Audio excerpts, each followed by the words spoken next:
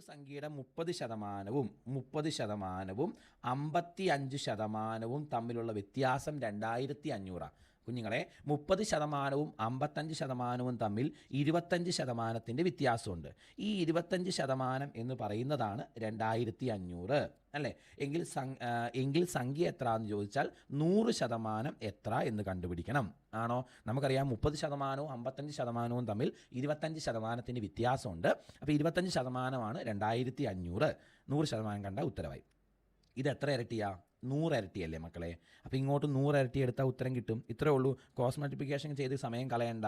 അപ്പം നമ്മുടെ ഉത്തരം 10,000 എന്ന് കിട്ടും കുഞ്ഞുങ്ങളെ. 10,000. ഓപ്ഷൻ ബി ആണ് നമ്മുടെ ആൻസർ ആയിട്ട് വരുന്നത്. ക്രോസ് മൾട്ടിപ്ലിക്കേഷൻ ചെയ്തും ചെയ്യാം. ഞാനിപ്പോൾ ചെയ്ത ലോജിക്കും യൂസ് ചെയ്യാം കേട്ടോ. ശരി.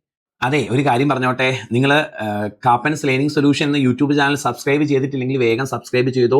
മാത്സുമായി ബന്ധപ്പെട്ട PSC പരീക്ഷകളെ ഫുൾ മാത്സിന്റെ കണ്ടന്റുകൾ നമ്മൾ അപ്ഡേറ്റ് ചെയ്യുന്നതാണ്. നമ്മുടെ പ്ലേലിസ്റ്റ് എടുത്തൊന്ന് നോക്കിക്കേ. അതിൻ്റെ അകത്ത് ഓരോ എക്സാമിനും സെപ്പറേറ്റ് പ്ലേലിസ്റ്റുകളുണ്ട്. അതിലെ ക്ലാസ്സുകൾ വൃത്തിയായിട്ട് കണ്ടാൽ മാത്സിന് മുഴുവൻ മാർക്ക് ഉറപ്പാണ്.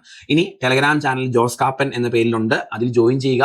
നമ്മൾ ഇടുന്ന ക്ലാസ്സുകളുടെ അപ്ഡേഷൻസ് മിസ്സാവാതിരിക്കും.